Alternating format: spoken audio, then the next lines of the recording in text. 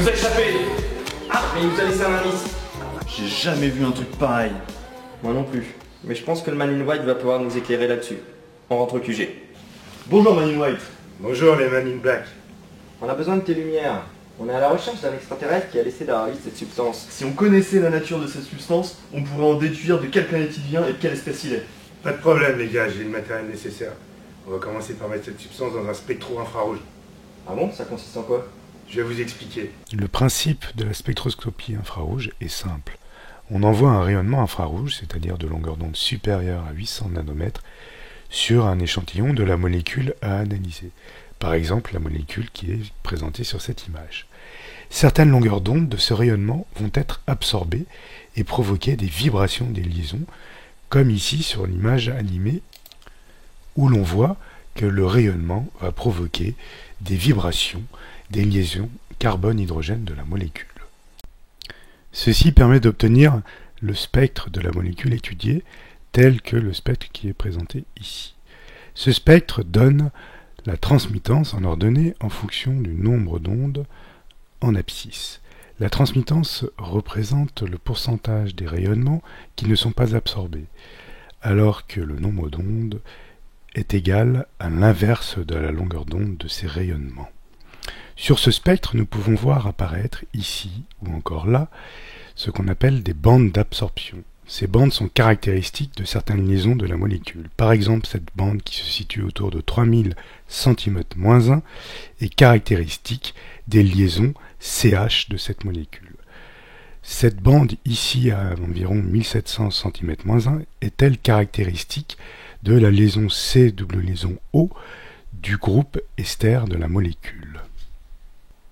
Des tables telles que celle-ci permettent de connaître pour chaque bande d'absorption le type de liaison correspondant.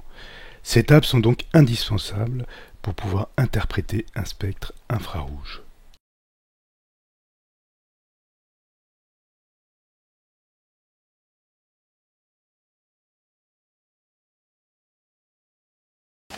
Ok.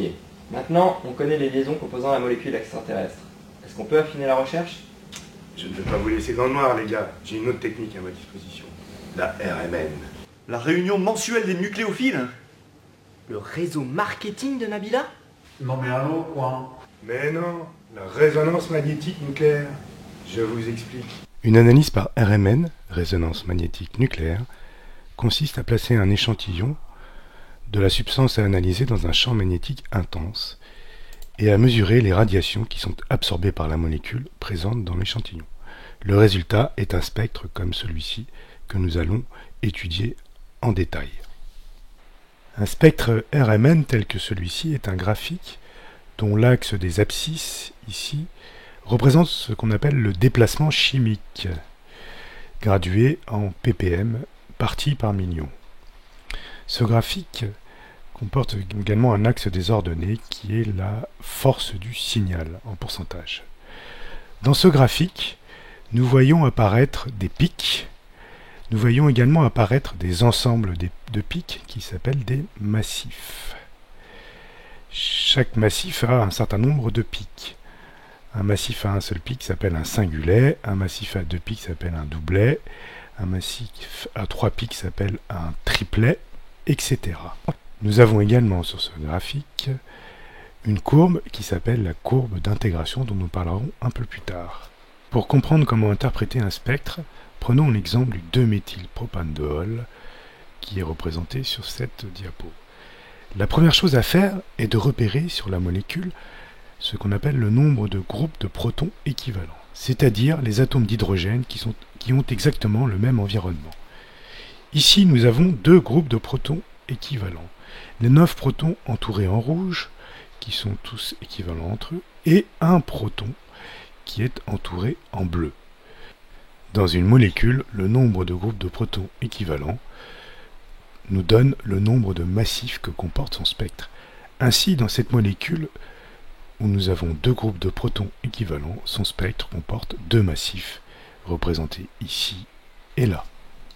Le déplacement chimique, en abscisse, est une caractéristique du type de proton responsable du signal. Ainsi, l'hydrogène d'un groupe OH engendre un signal à 2,8 ppm, alors que les hydrogènes lié à un carbone engendre un signal à 1,3 ppm. Comme pour les spectres infrarouges, des tables telles que celle-ci permettent de connaître le déplacement chimique des principaux types de protons. La courbe d'intégration, quant à elle, nous donne une information sur le nombre de protons dans chaque groupe.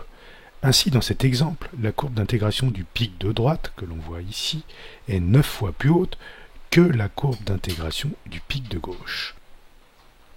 On peut en déduire qu'un groupe contient 9 protons, alors que l'autre en comporte qu'un seul. Une dernière information utile est la multiplicité du signal, c'est-à-dire le nombre de pics par massif. Nous en parlerons plus tard.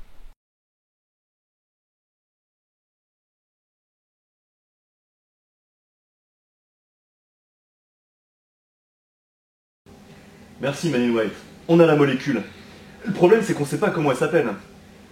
Ne me dites pas que vous avez oublié vos cours d'extraterrestres. Bien sûr que je me souviens, c'est juste une question de nomenclature. Pour nommer les molécules organiques, il faut bien connaître les principales règles de nomenclature suivantes.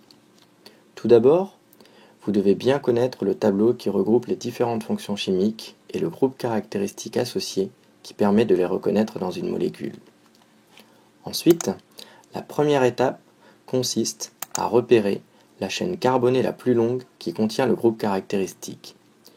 Il faut la numéroter de façon à ce que ce groupe caractéristique ait le plus petit numéro.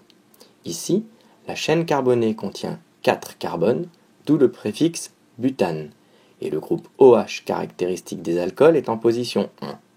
On utilise le suffixe -ol pour indiquer qu'il s'agit d'un alcool, d'où le nom de butane 1-ol. Dans cette deuxième molécule, la chaîne carbonée contient 4 carbones et le groupe OH est en position 2. Il s'agit donc du butane 2-ol. Quand la chaîne principale contient des ramifications, on doit indiquer leur position et les nommer avec le suffixe -il. Ici, la chaîne principale possède 4 carbones, puisqu'il ne faut pas oublier celui de la fonction aldéhyde, et une ramification à 1 carbone appelée méthyle qui est en position 2. On utilise le suffixe -al pour indiquer qu'il s'agit d'un aldéhyde, d'où le nom 2-méthylbutanal. Appliquons ce que nous venons de voir à la molécule suivante.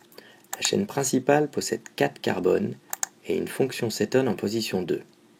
On utilise le suffixe -on pour indiquer qu'il s'agit d'une cétone, d'où le nom butane 2-on. Passons aux acides carboxyliques. Ici, une chaîne de 4 carbones contenant une fonction acide carboxylique et une ramification méthyle est en position 2. Le nom de la molécule commence par acide et se termine par oïque pour indiquer qu'il s'agit d'un acide carboxylique, d'où le nom acide 2-méthylbutanoïque. Maintenant que vous avez tout compris à la nomenclature, à vous de jouer.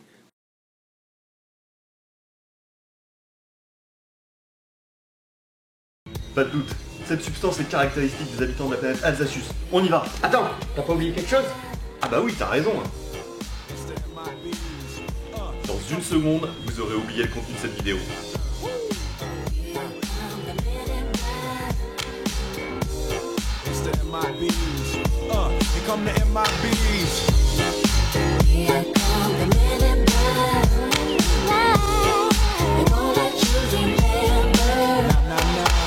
Guys dressed in black, remember that, just in case we ever face to face.